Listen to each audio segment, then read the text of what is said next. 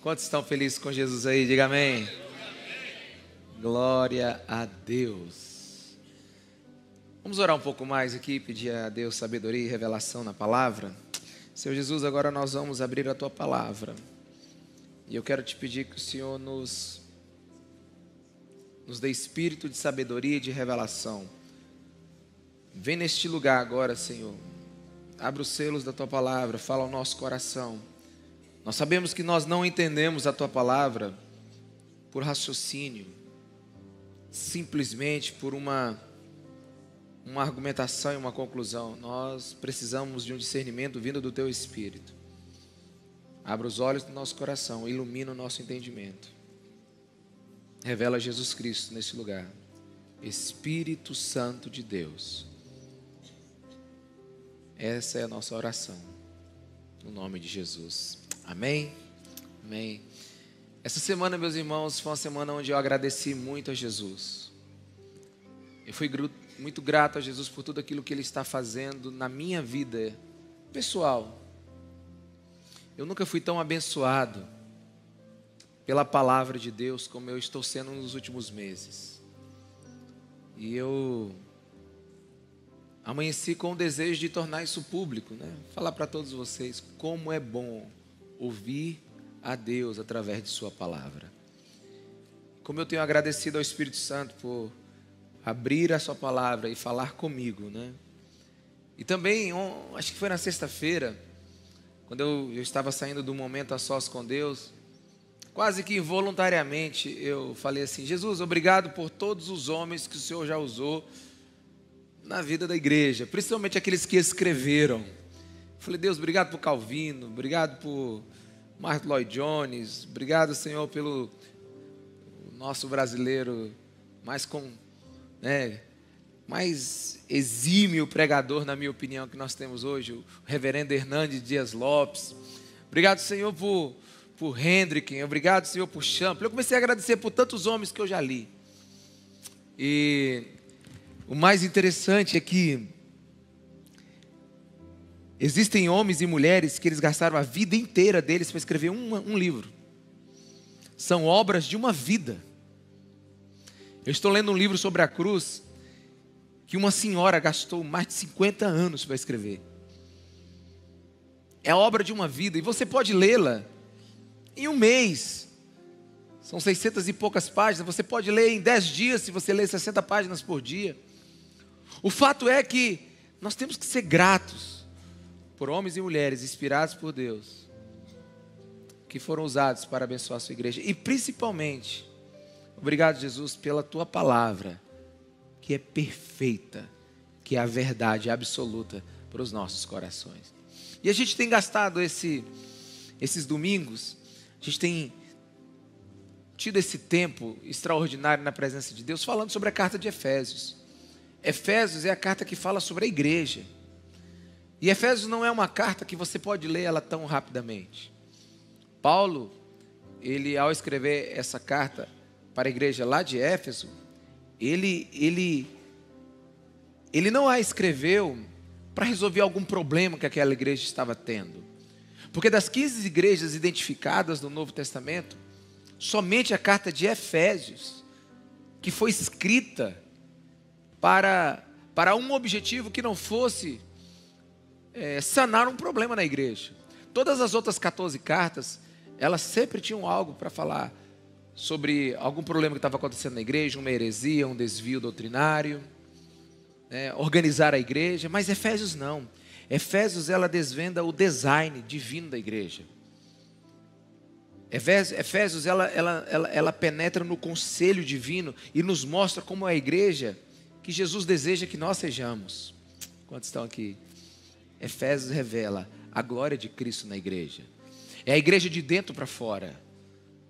Não é estrutura, não é uma programação, não é uma estratégia que Efésios traz, mas é o verdadeiro corpo de Cristo em movimento, segundo o próprio conselho de Deus.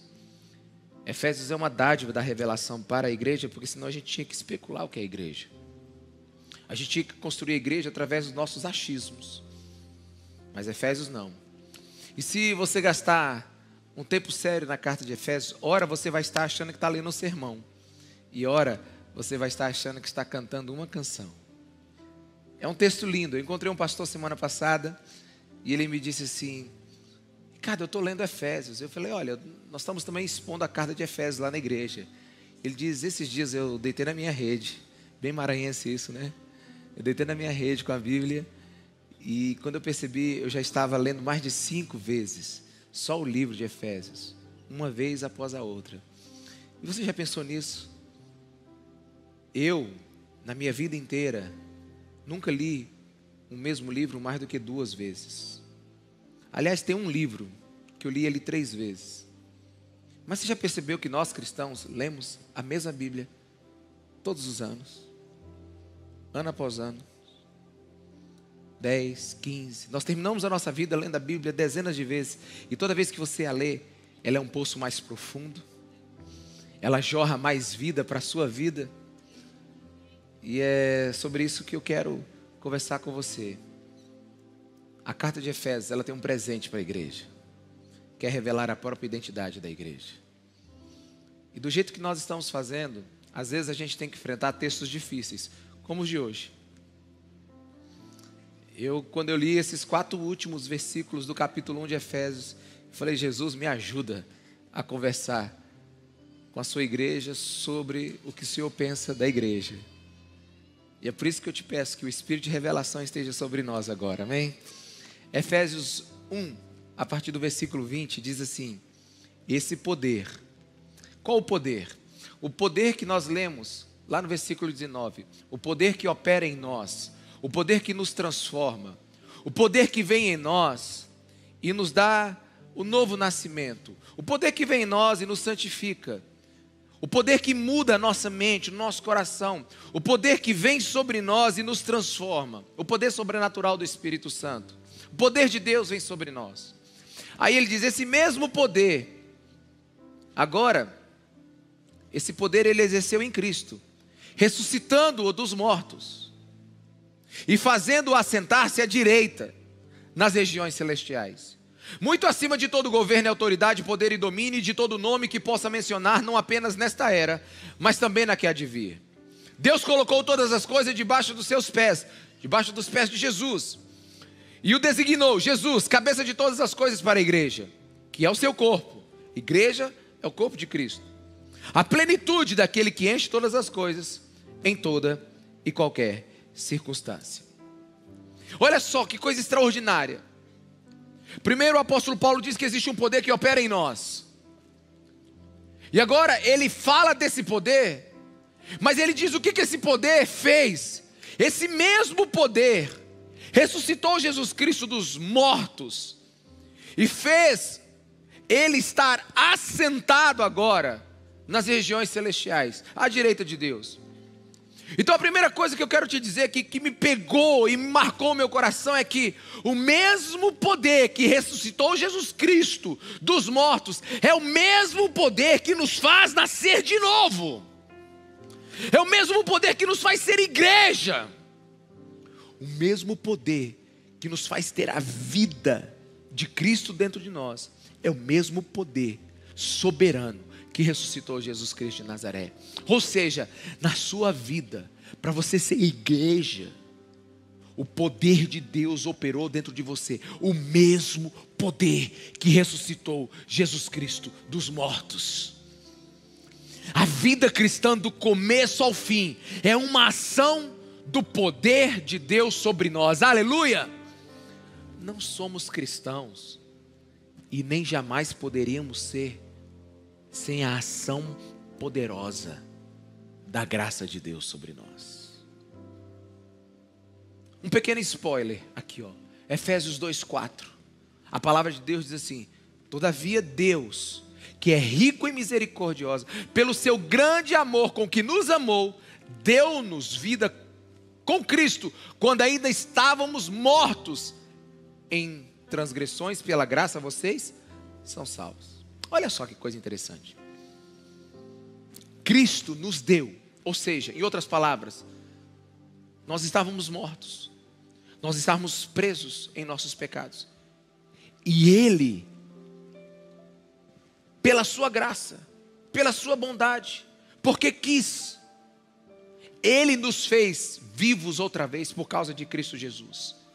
Ou seja, nós estamos atolados em nossos pecados, mortos em nossas transgressões. O que o morto pode fazer, meus irmãos? Nada. O morto é um miserável. E nós estávamos mortos em nossos pecados.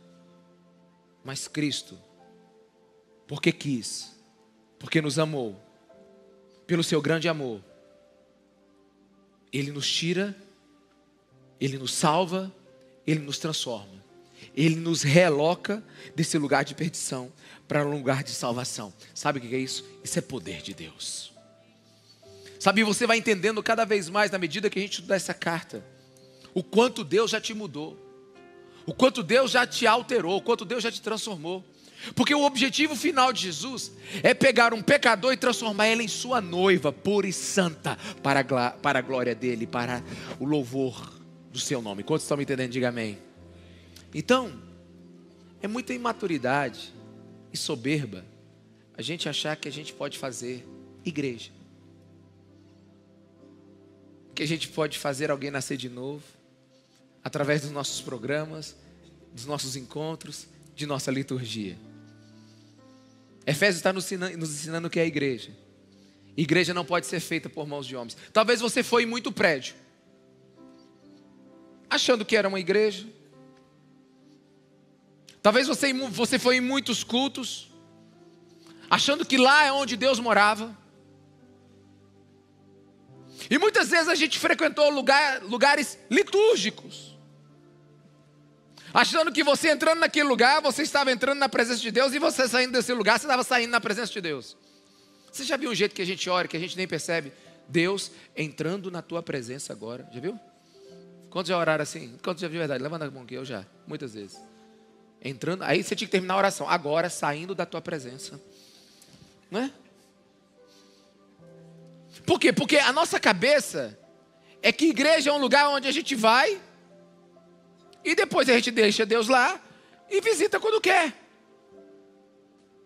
Mas, irmãos, quando você vai entendendo aqui, o projeto de Deus é muito mais profundo e muito mais pessoal do que você imagina. Deus não quer que você visite Ele num lugar. Deus quer que você se torne algo. E igreja só pode acontecer pelo poder de Deus. Parece que Paulo quer desenhar para a gente não gastar tempo com outras coisas. Paulo está dizendo assim: para de gastar tempo com programa, com as suas infindáveis criatividades ministeriais, com a sua confiança em estrutura, sem poder, sem igreja. E somente na eternidade a gente vai entender o poder que Deus usou para gerar a sua igreja. O poder que foi gerado naquela cruz para salvar um pecador. Apenas na eternidade a gente vai desvendar o mistério da graça. Que, por exemplo, crucificado junto com Jesus haviam dois ladrões. Um reconheceu ele como Senhor e Salvador, outro não.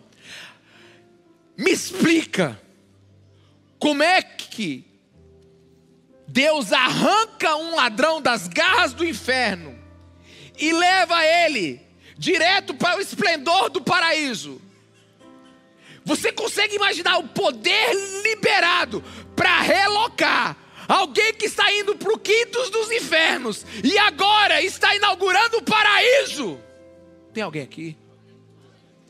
Você consegue imaginar o poder liberado naquela cruz, ao ponto de perdoar aquele homem que não fez nada de bom a vida toda, porque aquele ladrão não fez nada de bom e nem teve tempo para fazer. Ele morreu numa cruz. Ele estava com seus pés presos, com as suas mãos presas. Ele não podia fazer nenhuma boa obra. A única coisa que ele fez foi ter visto aquele homem ensanguentado, nu naquela cruz, sangrando, e dizer assim: eu vejo que tu és rei, lembra-te de mim quando entrares no teu reino. E a Bíblia diz que naquela hora Jesus diz: hoje mesmo estarás comigo no paraíso. Naquela hora, um poder inconcebível nos céus, porque era um pecador um desgraçado, um homem maldoso, um criminoso. Naquela hora, ele foi salvo por um poder da graça que ninguém aqui pode imaginar. E das portas do inferno, ele entrou como? Não entrou como anjo, não entrou como querubim, não entrou como arcanjo. Ele entrou como filho de Deus no céu. Ah não, irmãos. Como diz um boranense, pelo amor de Deus, não tem jeito um negócio desse. Pelo amor de Deus, como é que alguém pode fazer isso? Porque é o poder de Deus. Esse é o poder de Deus. Porque sem o poder de Deus, a gente jamais poderia ser sua igreja. Sem o poder de Deus, ninguém aqui mudaria. Nenhum aqui. A palavra de Deus diz em Jeremias 12, 23. Será que um etíope pode mudar a sua pele? Ou o leopardo as suas pintas? Assim também são nós, os homens incapazes de fazer o bem. Nós que estamos acostumados a praticar o mal. A lógica bíblica é o seguinte: pode um tigre virar vegetariano? Só com o poder de Deus. Pode um homem pecador se tornar santo? Só com o poder de Deus. Nenhuma boa obra, nenhuma boa conduta, nenhuma força de vontade, nada disso. Do mesmo modo que estamos mergulhados nos nossos pecados, somos incapazes de fazer o bem. Até o bem que a gente faz às vezes é por egoísmo.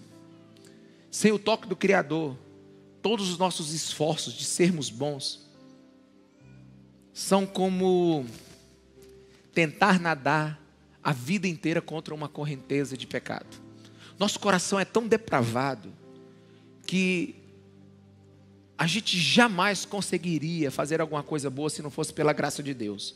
É como se você estivesse na correnteza de um rio e tivesse que nadar a sua vida inteira contra essa correnteza. Alguns aqui podem até conseguir alguns minutos, talvez alguns segundos, mas uma hora essa correnteza te leva. Assim são os nossos pecados. Mas a Bíblia diz que o mesmo poder que ressuscitou Jesus nos mortos e colocou ele acima de todo nome, é o mesmo poder, Efésios 1,19, que opera em nós.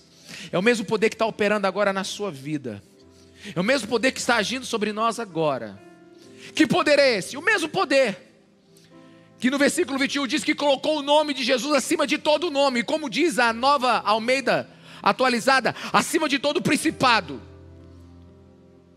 toda potestade, todo poder, todo domínio, e de todo nome que se possa mencionar, não só no presente século, mas também no vindouro. Nunca haverá um nome maior do que o de Jesus.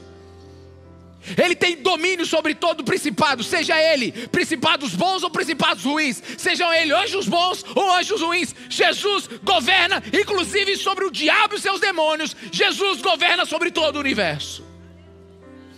E como diz o poeta, Jesus é alguém que dá asas ao pardal e asas ao anjo. É ele que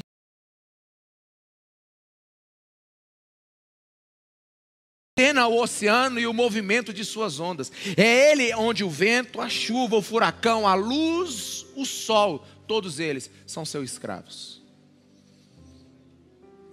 Ele tem autoridade no céu, na terra e debaixo da terra. Tudo é tomado pelo nome de Jesus. Tudo é comandado pela força da sua palavra. Até o seu coração que bateu agora, foi Jesus que ordenou que ele bombeasse agora. Ele é rei e ele governa. É esse mesmo poder. Aí Paulo começa agora a nos colocar em lugares mais altos e nos ensinar quem nós somos, a igreja.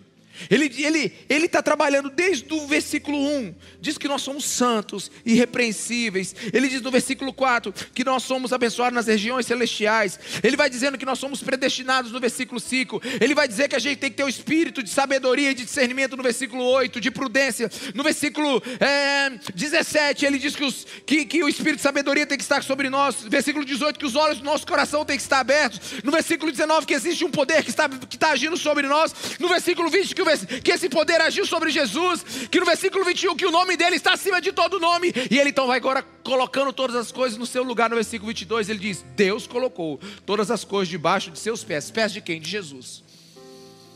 E designou ele cabeça de todas as coisas para a igreja. Versículo 23, que é o seu corpo. A igreja é o quê? O corpo de Cristo, a plenitude daquele que enche todas as coisas em toda e qualquer circunstância. Vamos nos ater a esses 2 versículos agora.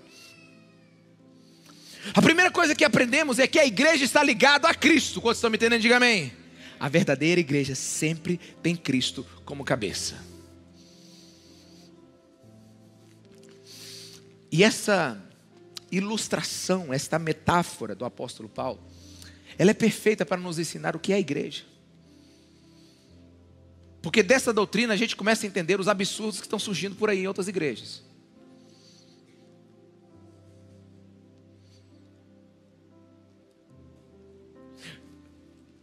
A gente começa a saber o absurdo que está sendo pregado por aí em outros lugares. Por quê?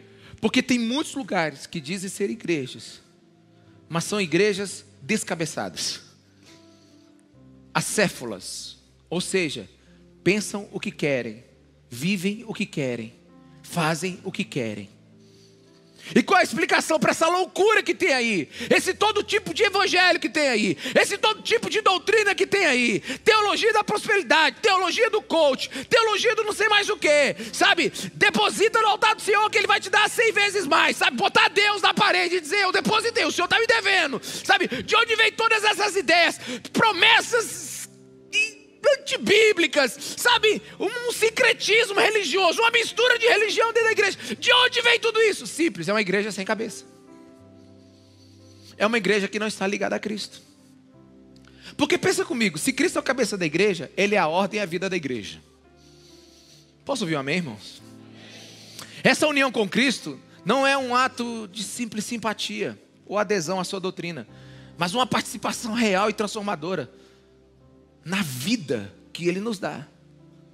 O que isso quer dizer? Isso quer dizer 2 coisas. Primeiro, é que você não se torna igreja porque você quer.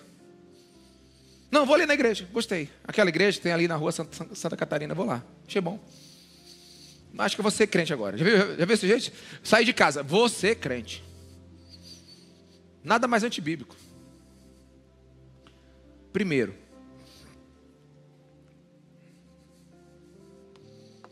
não é você que recebe Jesus. É Jesus que te recebe. Não é você que aceita Jesus, é Jesus que te aceita.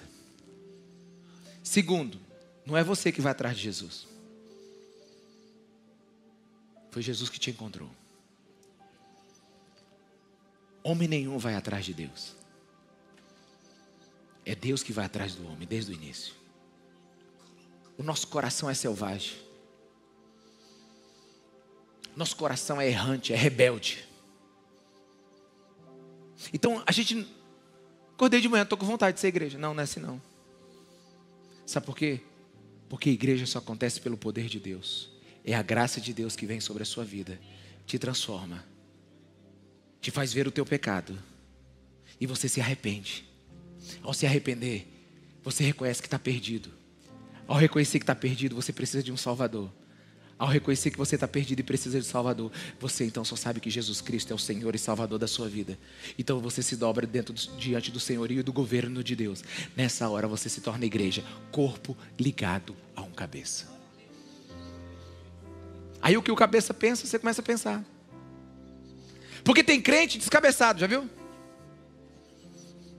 Tem uns crentes que acham que pode viver a vida do jeito que quiser. Como é que é o nome daquele negócio que a gente tem quando a gente não lembra mais o que faz? Amnésia espiritual, não é isso? Tem gente que tem amnésia espiritual. Segunda-feira, acordou, segunda-feira e esqueceu, não sou crente mais não. Aí lembra, no sábado à noite. Meu Deus, tem que ir para a igreja. Já viu? Semana toda, desviado. E no domingo, lembra que tem que vir para a igreja. Vim para a igreja. Ele esqueceu que a igreja é corpo de Cristo. Eu só lembrar para você a coisa. O culto não termina quando acaba. Deus fala contigo aí. O culto não termina quando acaba. Você não sai daqui e deixa a igreja aqui. Você é a igreja. A igreja é o corpo de Cristo. Sabe, assim como a árvore depende da raiz para crescer, a igreja depende de Cristo para viver. É o que Jesus disse em João 15:5. Eu sou a videira, vocês são os ramos. Se alguém permanecer em mim, eu nele, esse dará muito fruto. Pois sem mim vocês não podem fazer coisa alguma. Alguém aqui, irmãos? Sabe, o cabeça tem toda a autoridade sobre o corpo. O cabeça é a fonte de ordem e propósito sobre o corpo. Então, a igreja não faz o que dá na cabeça de seus pastores, nem na cabeça dos seus líderes. Tem alguém aqui, meus irmãos? Agora, se você não lê a Bíblia, você não sabe. Senão você vai andar na cabeça dos outros e não na cabeça de Cristo. Alguém está aqui? Então, a igreja não é um lugar onde você decide como as coisas têm que ser, não. Ela tem um cabeça. Jesus é o criador da narrativa, ou seja, da história da igreja. É Ele que dá, é o único que dá rumo, propósito e significado e destino para a igreja. A igreja não se torna o que quer, e a igreja não faz o que quer. A vida de cada, como a vida de cada músculo do nosso corpo faz parte ou responde eu não sei como é que é o nome, né? O médico estava me ensinando, mas não dei tempo de lembrar tudo no culto, né? São ondas cerebrais que comandam todo o nosso corpo. Sabe, nós somos comandados, governados por Cristo. Cristo, sabe, controla o nosso corpo, assim como um cérebro controla o corpo humano. Cada movimento, cada função do corpo. Irmão, se a gente der um problema no nosso cérebro, o nosso corpo para. Quando vocês estão me entendendo, diga amém. Tem muita igreja parada por causa disso. Tem muito crente parado. E quando eu falo igreja, eu falo de nós, amém? Não estou falando de ninguém, não. Estou falando que às vezes a gente está paralisado na vida espiritual, está paralisado na nossa vida porque a gente não está com a cabeça de Cristo. Tudo é sustentado pelo cabeça. Só que eu quero ir muito mais profundo hoje. E o texto me permite isso. Se Cristo é o cabeça e a igreja é seu corpo, tudo o que for verdade sobre Cristo, que é o cabeça, é verdade sobre a igreja, que é o seu corpo. Vamos lá? Vamos lá? A mensagem hoje não é para ser fácil. Por isso que você precisa do Espírito Santo junto comigo agora aqui. Eu sei que isso é uma frase perigosa, mas todo o direito que a cabeça tem, o corpo tem. Porque se a igreja está ligada a Cristo, nós somos um só. Na verdade, o apóstolo Paulo declara isso logo no primeiro versículo. Nós estamos em Cristo.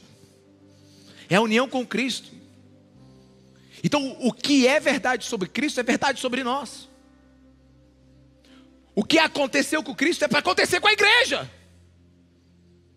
Por exemplo, quando Adão pecou, estávamos sob o mesmo jugo de Adão.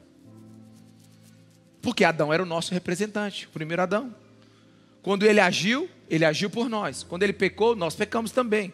Ele nos representava. Mas veio o segundo Adão, aleluia!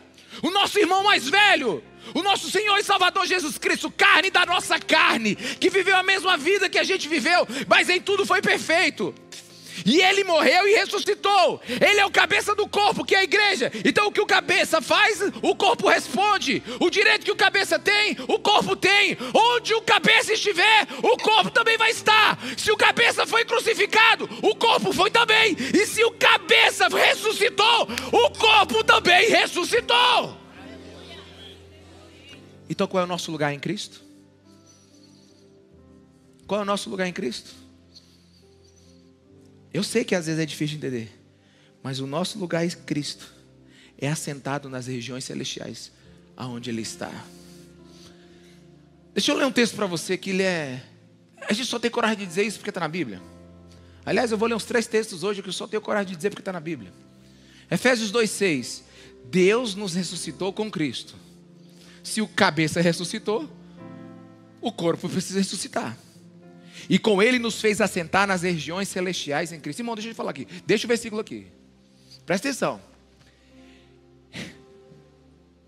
E com Ele nos assentou. Presente, passado ou futuro aqui? Presente, passado ou futuro? Presente, passado, futuro. Irmão. Passado, supletivo.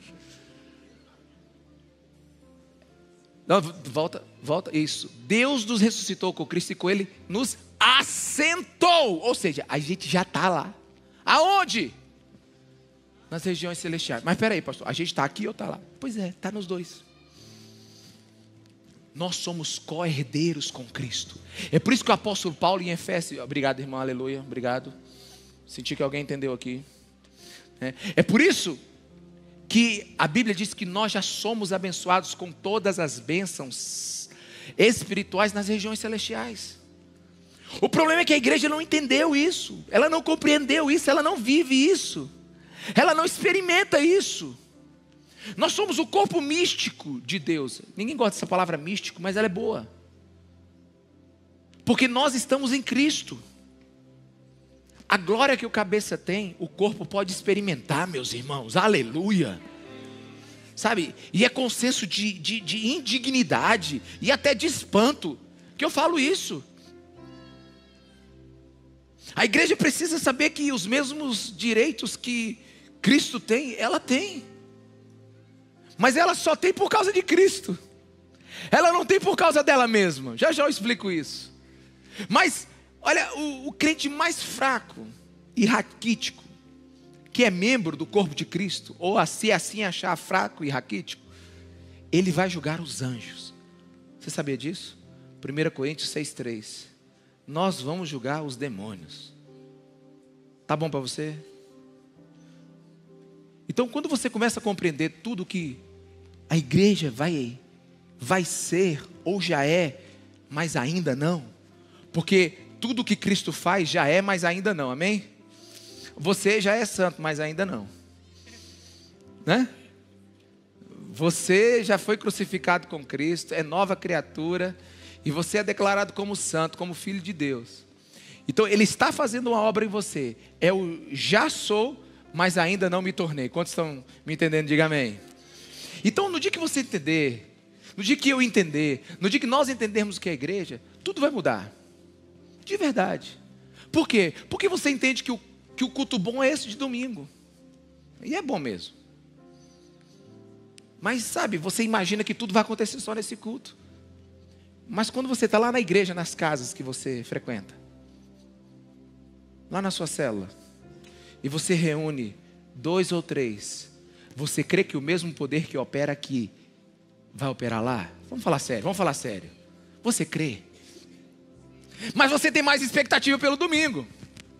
Você quer ver você ter expectativa? Aí a gente fala assim, ó, nós vamos ter uma conferência daqui a 30 dias. 30 dias de jejum e oração. Não vamos comer, nem beber, nem dormir, até que Ele venha no dia da conferência. Porque a gente marca até o dia para o avivamento, né? No dia da conferência. Conferência de avivamento. Aí a gente vai, marca tudo, prepara tudo. Aí o coral vem. E aí os irmãos estão orando. E aí todo mundo começa a se movimentar. E começa aquela... E todo mundo começa, sabe, a se preparar para vir. E a igreja entra em jejum e oração. E aí chega no dia da conferência... Cristo incomparável. E aí a gente chama os ungidões de fora. E aí todo mundo vem. E aí o ministério louvou as músicas. Tudo. Aí você vê, meu Deus, dia de glória. É assim que funciona a cabeça da gente. Sim ou não? É, irmão. Só que a gente esqueceu que igreja não é isso.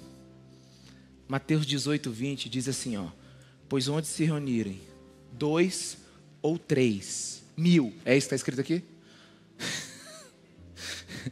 2 ou 3 em meu nome, ali eu estou no meio deles. Deixa eu te explicar uma coisa. No dia que eu e você acreditarmos o que é ser igreja de verdade, a gente vai chamar o irmão do lado na segunda-feira, do lado aqui, e dizer: irmão, Mateus 18:20, vamos invocar a presença do nosso Deus aqui. A igreja de Jesus Cristo está reunida aqui agora. O poder de Deus vai vir sobre nós agora. Onde é que a gente está? Na fila do banco. Onde é que está? Na academia. Onde é que a gente está? Na faculdade. Onde é que a gente está? Na escola. Onde é que a gente está? No almoço. No intervalo do trabalho. Onde é que a gente está? Em casa. com a nossa família. Onde estiverem 2 ou 3 reunidos. Sabe, deixa eu te explicar uma coisa. No dia que a gente entender isso de todo o coração, porque isso aqui não é uma música sentimental e nem uma promessa vazia sem poder. Isso aqui é o que é a igreja.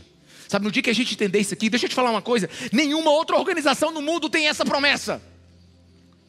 Nenhum outro lugar no mundo pode se dizer onde 2 ou 3 ou mais estiverem reunidos. Deus ali está. Não existe nenhum outro lugar no mundo que tenha essa promessa. Só a igreja.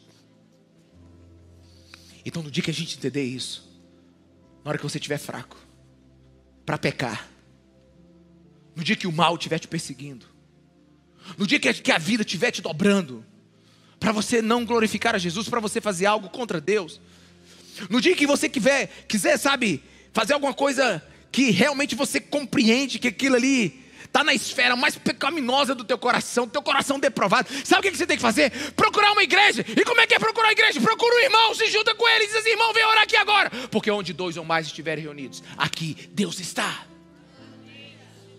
Mas não, espera o culto domingo. Chama o pastor. Não, a Bíblia não diz onde 2 ou mais pastores estiverem. Quantos estão aqui, irmão? Quem está entendendo o que eu estou falando? É onde você estiver.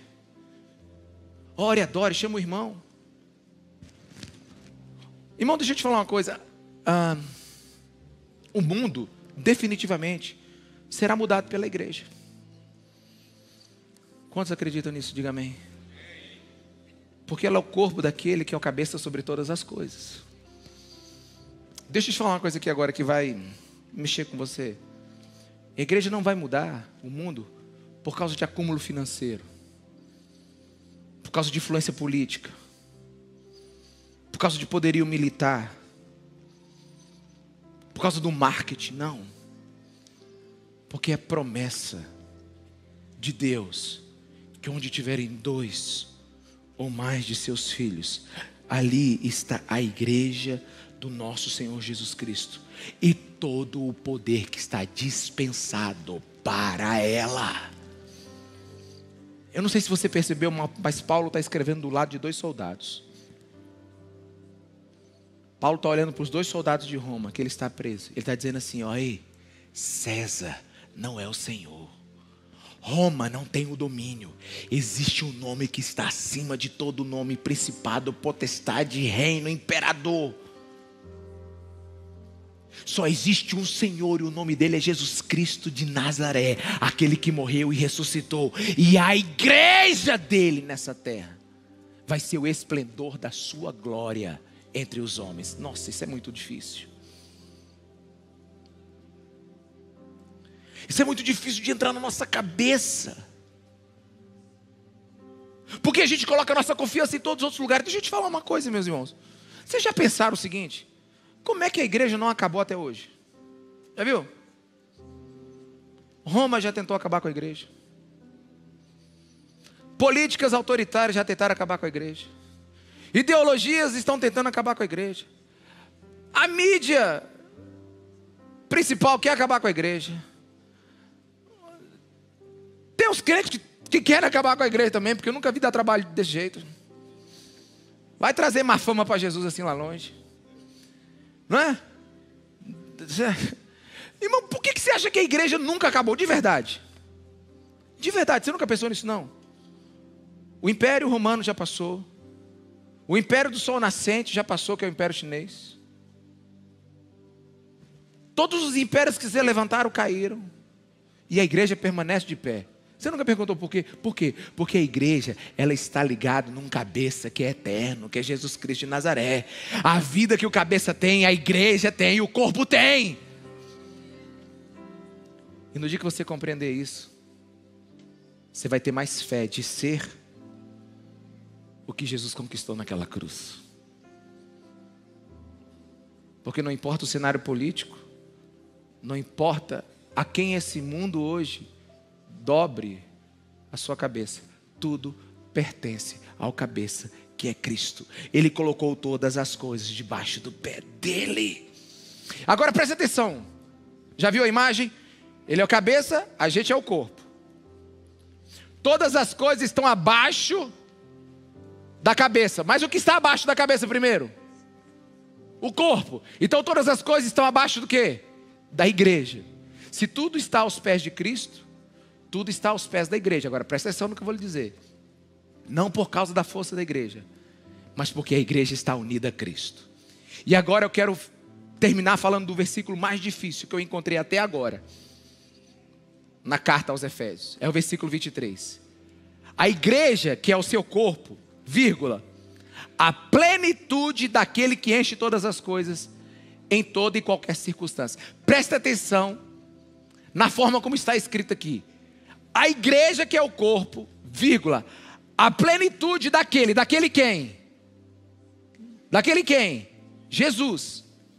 Então a igreja é a plenitude de Jesus.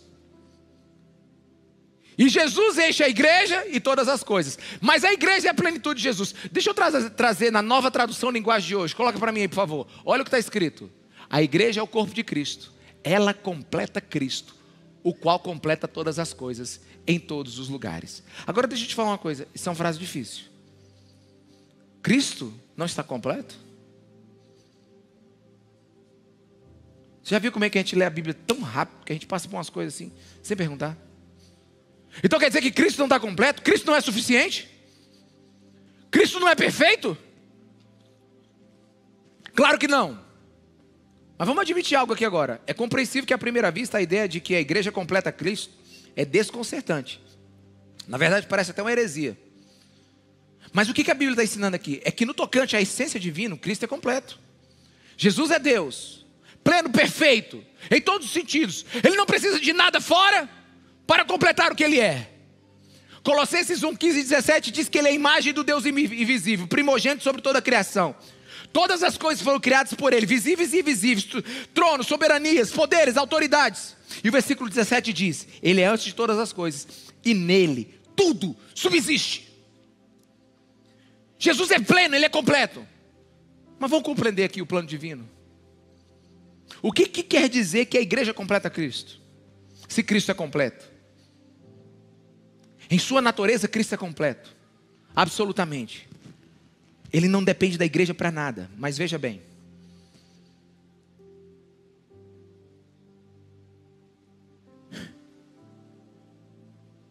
Como esposo, ele é incompleto sem esposa.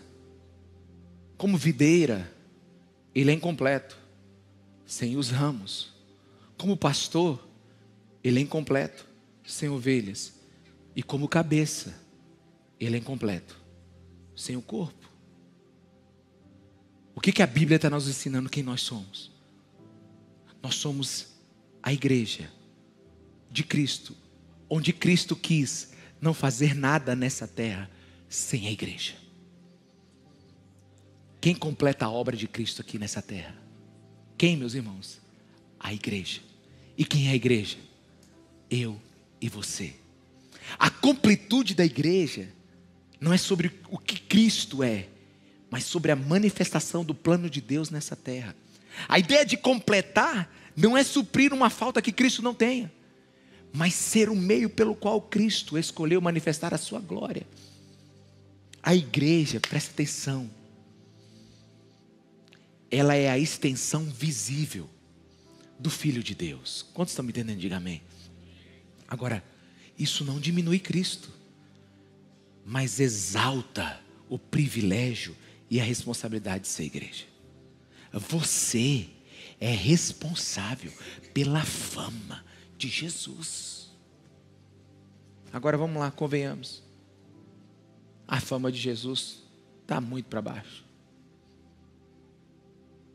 Tem dezenas de livros por aí.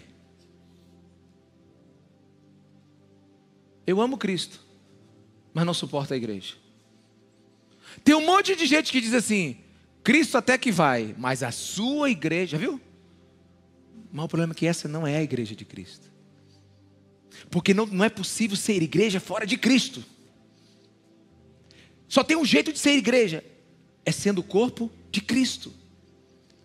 E assim como o corpo expressa as intenções da cabeça, a igreja existe para refletir a glória e a vontade de Cristo Jesus.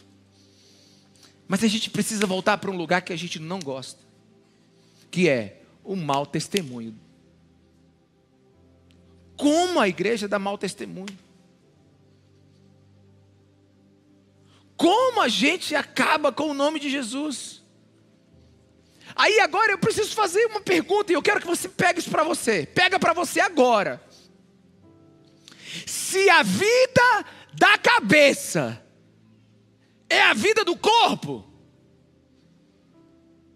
se o que tem na minha cabeça, meu corpo me obedece, e você que está me ouvindo aqui agora, ou vai me ouvir de manhã ou de tarde de noite ainda na internet, diz ser igreja, mas não obedece a Cristo, que é o cabeça, só tem duas opções. Ou a Bíblia está errado, ou você nunca nasceu de novo.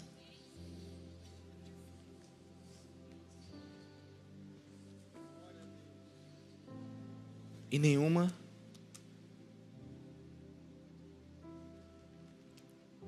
condição existe para você ser uma igreja descabeçada. Deixa eu explicar de novo. Se você diz ser igreja, que ama Jesus, e vem para cá, para fazer só a tua vontade, não tem nenhum interesse na palavra de Deus, não tem comunhão com o Espírito Santo, e não tem comunhão com os irmãos, deixa eu te falar uma coisa, só tem duas opções para você. Ou a Bíblia está errada, que essa não é a opção, ou você nunca nasceu de novo.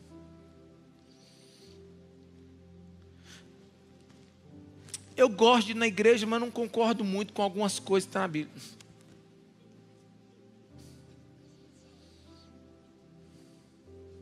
Irmão, isso é verdade. Já contei isso várias vezes, vou contar de novo. Uma irmã me procurou um dia. Possivelmente ela nem está mais aqui na igreja. E se tiver, Deus te abençoe, irmã. De verdade. Sua história é para edificar o corpo de Cristo, apesar de ser trágica. Essa irmã foi conversar comigo. E ela falou assim, vou deixar meu marido. E eu perguntei, vai deixar o marido? O que aconteceu? Não, pastor, é um homem muito bom. Como assim, irmã? Não, um bom pai, bom marido. Enjoei dele. Eu digo, como é que é?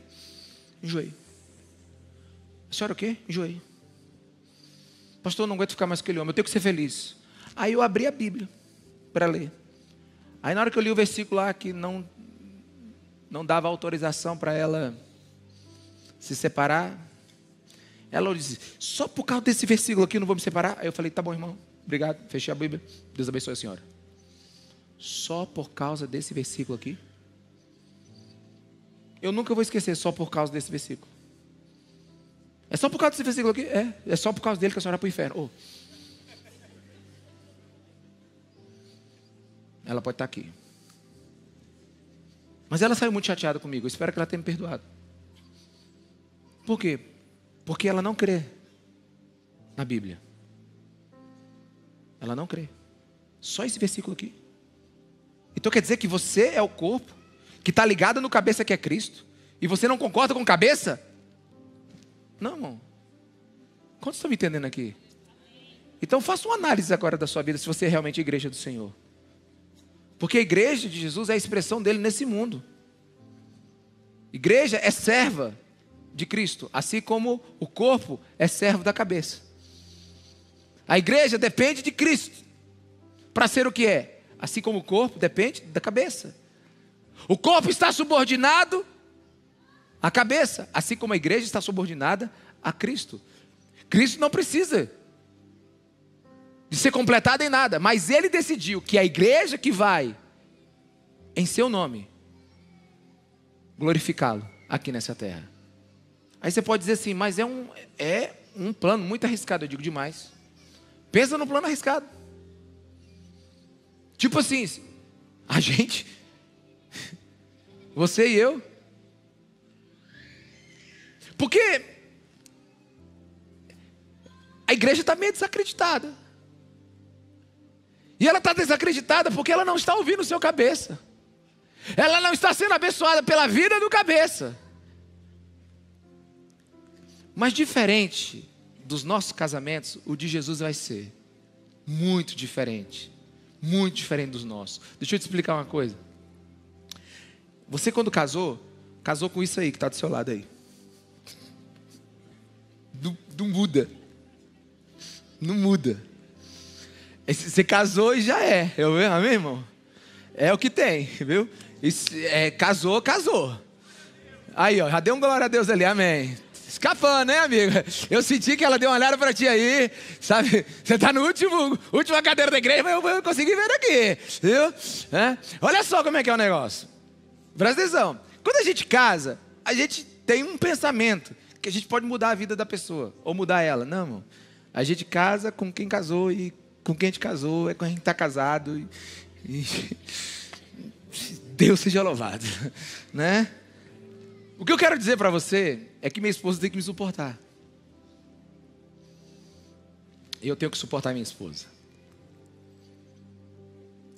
Nós não somos escultores dos nossos próprios cônjuges. Quantos estão me entendendo? Você não vai modelar o seu cônjuge. Você não vai mudar ele. Só que Jesus vai mudar a noiva dele.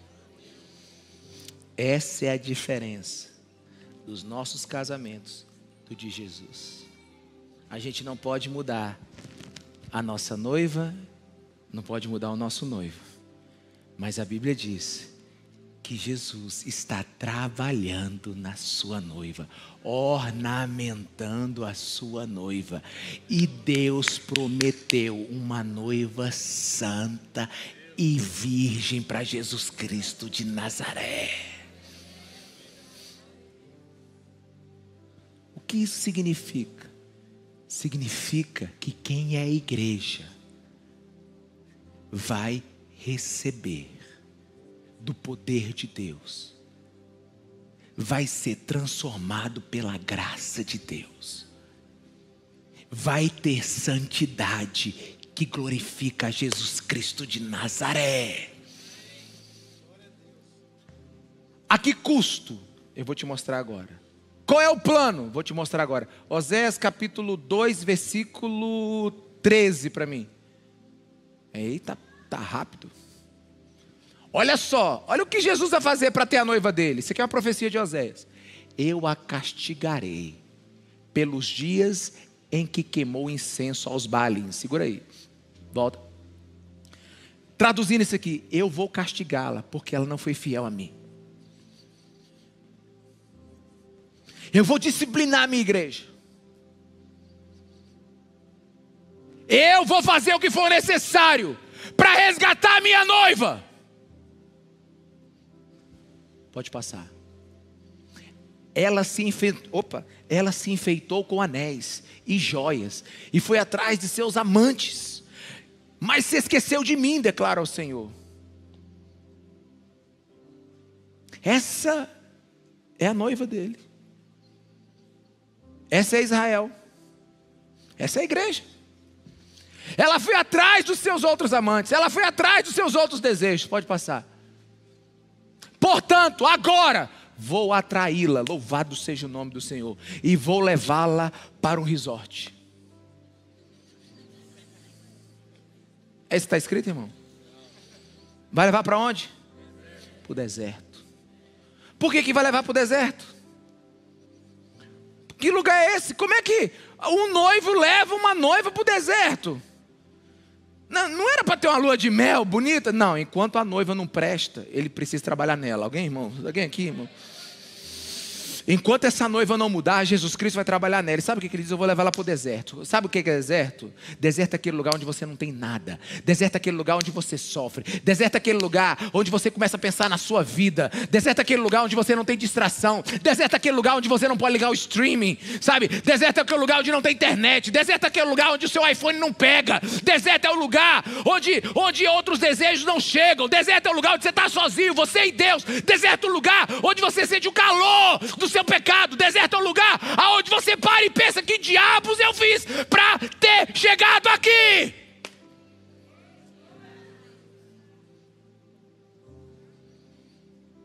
Aí ele te deixa um pouquinho no deserto. E lá no deserto eu vou falar com ela com ternura, porque ela vai ouvir lá. Porque não tem um monte de vozes falando com ela. Não tem, sabe, não tem a pizza esperando depois do culto. Não tem, é porque minha esposa não está aqui. A vontade que eu tenho de jogar um celular na cabeça de uns aqui que estão dormindo. Irmão, acorda você. Sabe, tem uns aqui que estão em outro lugar. Sabe, deixa eu te explicar uma coisa. Eu tenho que calmar, deixa eu calmar. Tenho que falar em amor isso agora. É porque você não entendeu ainda o que é igreja. Tem uns que vêm para a igreja e dizem assim: não gostei do culto. Como assim? Não gostei do ministério do louvor. Não gostei da pregação do pastor. Não gostei não. Aliás, Deus, ó, eu estou indo lá, vou entregar 2 horas do meu tempo. É bom que o culto seja bom para mim. Já pensou? Tem gente que vem para a igreja assim, tipo assim, impressionando Deus. Deus, eu estou fazendo um favor indo para o culto. Ó, eu nem queria ir. Eu vou te dar só uma bola, Deus. Ó, é o seguinte. Eu tenho mais coisa que fazer. Então eu vou lá 2 horas no culto. E é bom que o culto seja bom. Irmão, deixa eu te falar uma coisa. Só destampa teus ouvidos espirituais do que eu vou dizer agora. O culto não é para você. O culto é para Jesus. Ei, calma aqui, não estou acabando. Que eu só estou tirando a tramontina ainda. O culto não... O culto não é para você. O culto é para Jesus. Não é você que pergunta se o culto foi bom. É Jesus que vai te falar se Ele aceitou o seu culto ou não.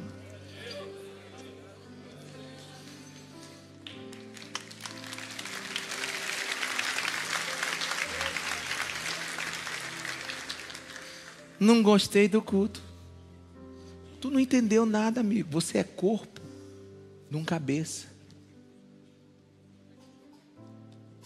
E se você não é corpo, nem nasceu de novo. E se não nasceu de novo, o teu fim é longe de Cristo para o resto da sua vida. Então deixa eu te explicar. Não gostei do culto. Ah, vai gostar. No deserto é bom. No deserto todo mundo cultua bem. Pensa. Eu já pensei em desligar os ar-condicionados aqui, fechar as portas. Deixar subir assim para uns 38 graus aqui. Nossa, não estou... Né? Porque aqui tem ar-condicionado. Todo mundo sentadinho. Um som. Olha esse som perfeito. Iluminação. Hall. Eu acho que a gente está atrapalhando o povo ser crente. Banheiro. Porque eu estou na internet. Eu não queria estar na internet agora. Eu vou falar. Sabe, não consegue ficar 2 horas sem fazer xixi. Sabe, não consegue ficar 2 horas para cultuar Deus aqui. Tem que levantar para tomar água, tem que levantar para um monte de coisa. Dorme, fica lendo o WhatsApp no seu celular, fica pensando em outra coisa. Enquanto, deixa eu te falar uma coisa, Deus está recebendo o seu culto? Você veio para cultuar? Não, você veio para que Deus te sirva. Você veio aqui para que Deus te dê um pouquinho mais, para você passar a semana. Você veio aqui para acabar com esse complexo de consciência, de acusação que você tem. Beber um pouquinho do sangue de Jesus, para você sobreviver mais 6 dias e voltar aqui de novo e beber de novo, vampiro espiritual.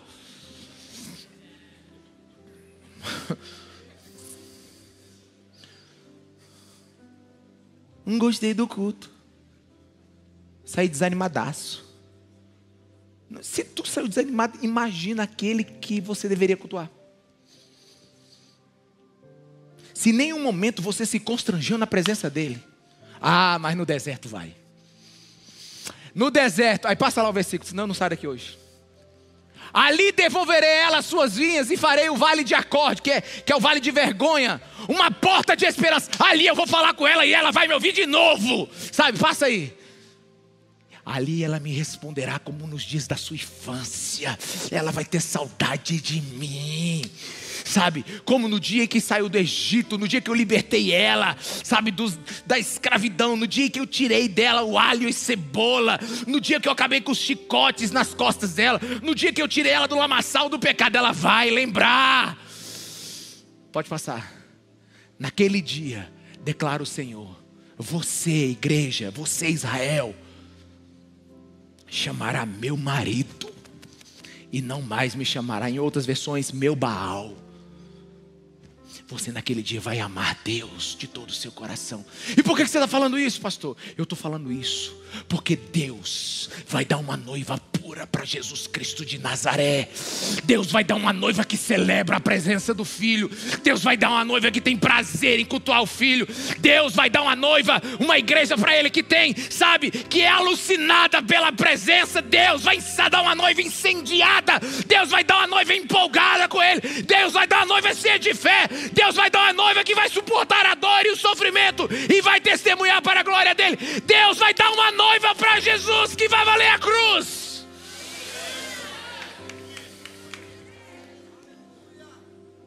Aí a gente lê Efésios 5:25. Maridos, ame cada um a sua mulher, assim como Cristo amou a igreja e entregou-se a ela para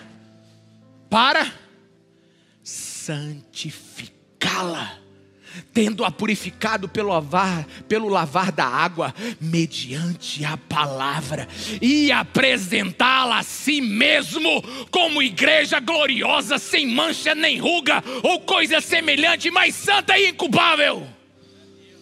Ou seja, Cristo ama a igreja, Cristo santifica a igreja, para se dar a si mesmo como noivo e noiva, para um dia de casamento. Quantos estão me entendendo? Diga amém. Pastor, mas isso é muito, muito bom para ser verdade. Não, isso é bom demais porque é verdade. Deixa eu te falar, a graça vai fazer isso sobre a sua vida. A graça vai fazer isso sobre a vida da igreja. Aliás, deixa eu dizer, 1 Coríntios 5:10, Paulo diz assim: pela graça de Deus sou o que sou.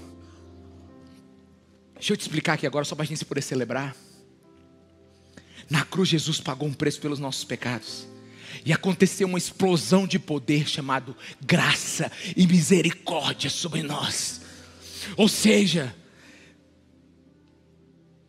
um poder de Deus veio sobre a igreja, que não só nos conserta e nos remenda, não, recria, transforma, dá nova vida. Quando Paulo diz assim, eu sou o que sou pela graça, ele não está dizendo eu sou o que sou porque eu estou celebrando a mim mesmo, não, eu sou o que sou porque a graça me resgatou. Deixa eu tentar te explicar isso de uma outra forma. O poder de Deus, ele vai agir sobre a sua vida, e você vai ficar tão maravilhado com a sua mudança, que você vai dizer, eu sou uma incógnita igual agora para mim mesmo.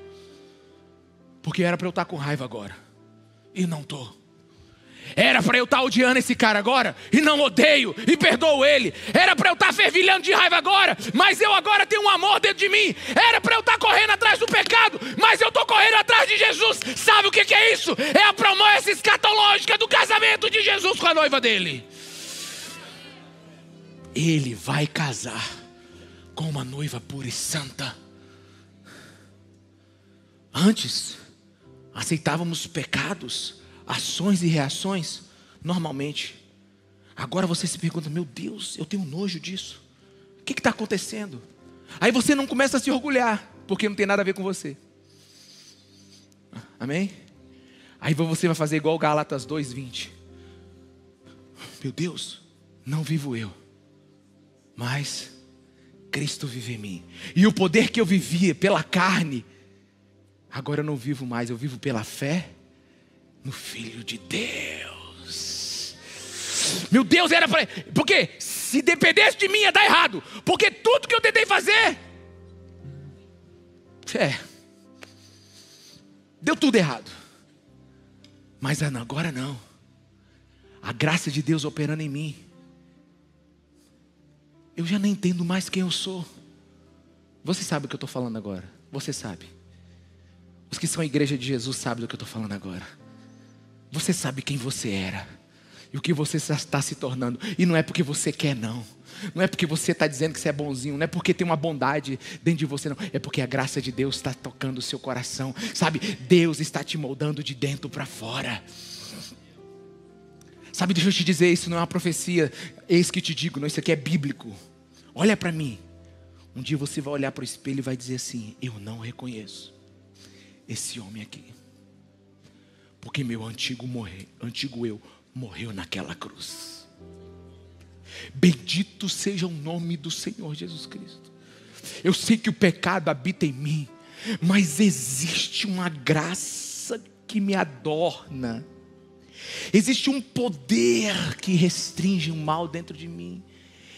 E como se eu estivesse dentro de outra pessoa, ou outra pessoa estivesse dentro de mim, eu vivo em Cristo.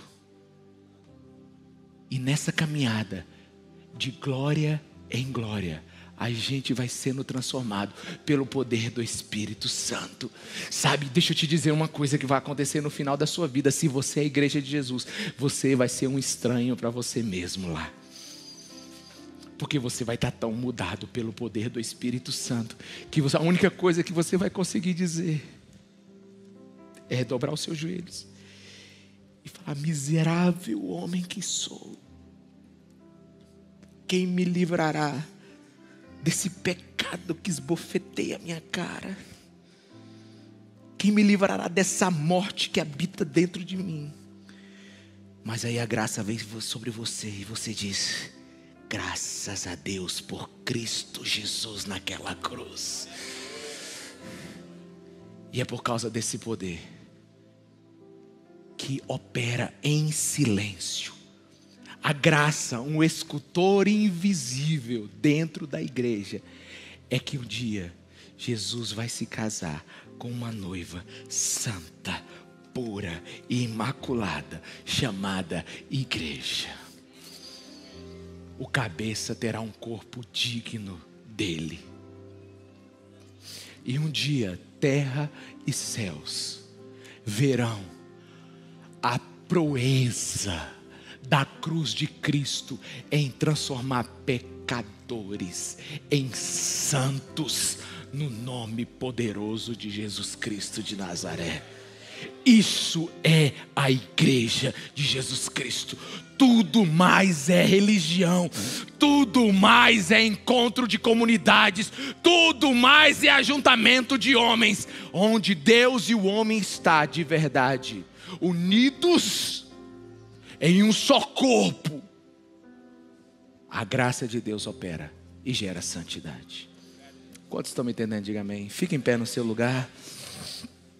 Aleluia. Bendito seja o nome do Senhor. Baixa a tua cabeça, fecha teus olhos. E comece a se alegrar, igreja, pelo privilégio de ser igreja. Meu Deus. Aumenta a tua presença, Espírito Santo. Obrigado pela tua presença aqui nesse lugar. Santo é o teu nome, bendito seja o teu nome. Nos ensina a glorificar o teu nome, Jesus. Honra e glória te damos. Nós jamais, Senhor, poderíamos completar quem tu és. Nós jamais poderíamos ser complemento para aquele que é perfeito, único, supremo, a beleza mais alta do universo, o ser mais íntegro, o caráter mais polido. Santo, santo, santo és tu, Jesus. Quem somos nós para preenchermos alguma coisa em ti? Mas o Senhor escolheu usar a tua igreja para glorificar o teu nome. E confiando na tua palavra e no poder do teu Espírito, nós vamos. Não porque podemos, mas porque cremos. Nem porque sabemos, mas porque faremos por revelação do teu Espírito. Abra os olhos do nosso entendimento. Dá olhos para o nosso coração. Nos ensina a te amar, Jesus.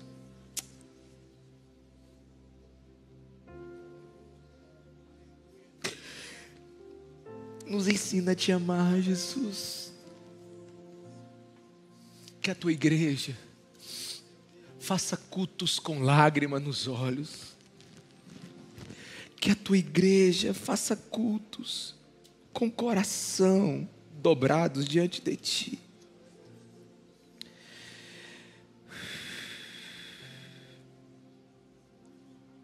nos faz ser o seu deleite, Jesus. Nos transforma, nos muda, nos santifica. E eu te peço uma coisa aqui agora: salva e santifica.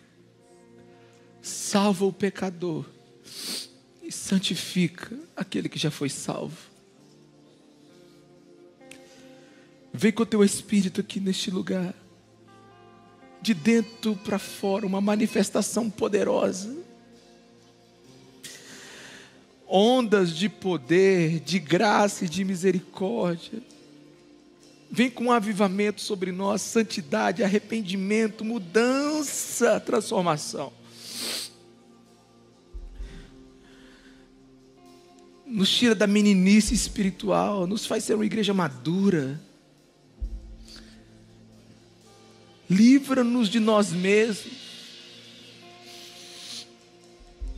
Sepulta o velho homem aqui hoje, Senhor. Faz nascer de novo, santifica aquele que está preso em algum pecado. Porque o mesmo poder que ressuscitou Jesus naquela cruz é o mesmo poder que o Senhor tira um homem do lamaçal do pecado.